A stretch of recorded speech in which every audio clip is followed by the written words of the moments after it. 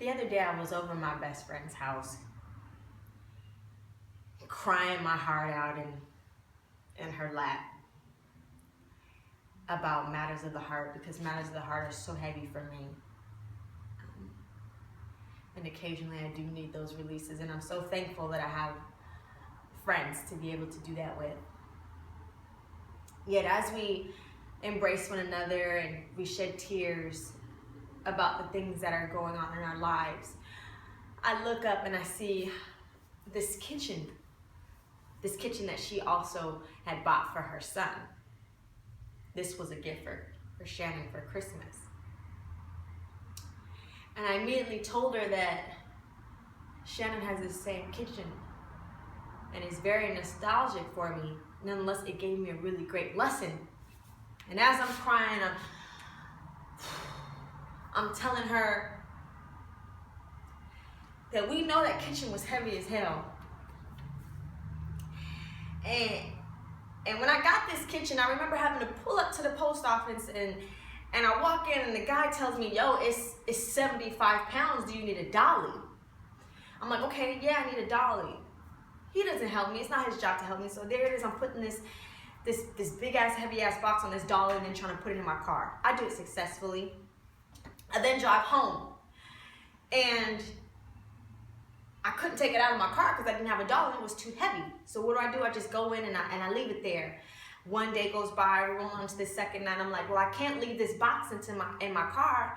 I have to go and get it out before someone just breaks into my car. Keep in mind, I'm crying and stuff, and I'm telling her this story. And I remember talking to the maintenance man. I asked the maintenance man, hey, maintenance man, when you get a minute, can you help me bring this? Can you get a dollar? You can help me bring this on my car? He's like, yeah, just remind me. Obviously, time goes by. I don't remind him. It's not his job. He then goes about his day.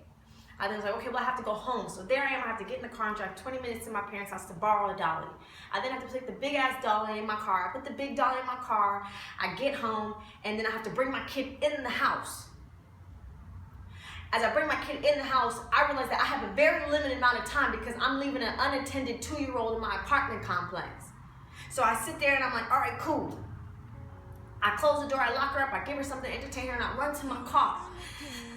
And as I'm running to my car, I have to pull the car back out because it's two cars next to me. And I'm like, there's no way I can be able to get this box out and this dolly like this. I have to pull the car out. I pull the car out, I take the dolly out. I then am pushing, heaving, and lifting as best as I can, as fast as I can to get this heavy ass box into this dolly. And then I take that box, I put it on the dolly, and then I have to go up these steps and down these hallways. And I remember opening the second door, and I'm feeling this anxiety in my chest, this panic in my chest, because I felt like I shouldn't have to do this. I'm not supposed to be doing this by myself. But I am. So what do? I just suck it all in. I bring the shit in the house and I lay the box down and then I start trying to piece it together.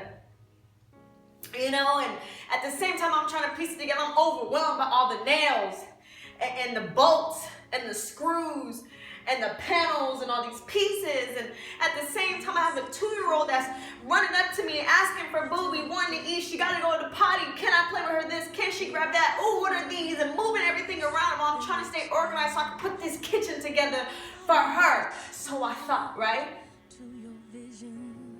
It even got to a point where I barricaded her.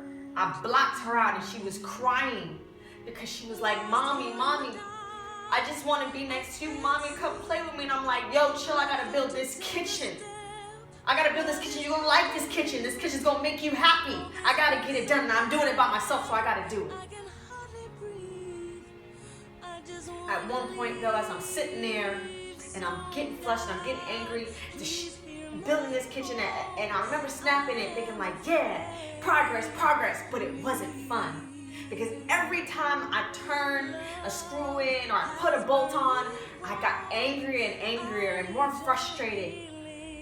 And not only that, I was becoming more disconnected with what mattered. I started to tell myself a bunch of things that weren't true. And then it hit me. It hit me that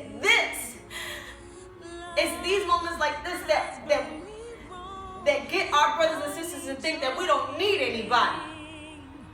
It's reasons like this, it's moments like this in which we start to tell ourselves these false things. And then you get to go on Facebook and you see us screaming at the top of our lungs, I don't need no niggas, I don't need bitches. I've been doing it by myself. I'm the one who changes the diapers every day. I'm the one who made the meals every day. I'm the one who does the hair. I'm the one to make sure food is on the table. I'm the one who drives around where she needs to go. I'm the one who has to drag in the groceries every day and make multiple trips back and forth to my car. I'm the one who has to entertain a 2-year-old while being at the laundromat. Me, just me. Nobody else, right? And that's what we start to say. And that's what we start to believe. And then we start to get so closed. So close, we shut everything out. We start to fill ourselves up with a whole bunch of things that doesn't really serve us. And we start to block out love. When I started to barricade my kid from coming to the living room, I was blocking out love. But it wasn't until she bulldozed through that bad boy. I mean, she was like kicking it down. She kicked it down and she came in and she handed me a guitar. She has an Elmo guitar and she handed it to me. And she started playing the drum. And she was like, Mommy, play with me. Play with me, Mommy. I just want you to play with me. That she brought me back to now. To the present. She doesn't give two shits about this kitchen. None of that mattered to her. The only thing that mattered to her was now. Today, love. And as she said, play with me, I took a moment to say, all right, if we're going to jam out, I want to record this moment because this moment is so precious. And it was such a reminder to me about how important being present is. Because when we're not present, we block out love. We start to fill ourselves up with anxiety and fear and anger and frustration and telling ourselves a whole bunch of things that's not true. We start to disconnect with ourselves and then in turn disconnect with everyone around us, especially my single parents. When we start to tell ourselves that since we've been doing it for however long, that we don't need anybody else. And that most certainly isn't true. And so as she started playing with me, I started to sing with her. And then I was reminded to keep space. To keep space. That no matter what's going on in life, no matter how many kitchens I gotta build by myself, remember to keep space. So that I don't continue to go through life feeling or creating the reality that nobody will help me. And nobody will be there to create a reality that I don't really want. Because what I truly desire is for somebody to be there, is to have space for love, is to have space for companionship and partnership. And I wanted to tell you guys that for 2016 or moving forward or any time, remember to keep space. Be present and remember that love is so important. And for me, that means if I gotta keep building these 9-hour kitchens, which I'm sure I'll get better and better over the years, to be reminded to keep space for love, then I most certainly will do that. And so I wanted to share with you that jam moment that really touched my heart, because Shannon has been such a healer in my life. And I know for many of you all, she has been as well, because she constantly reminds me about what is so important, about what it means to really be present and receive love and give love. And as I sang to her and she played with me and for me and sang back to me,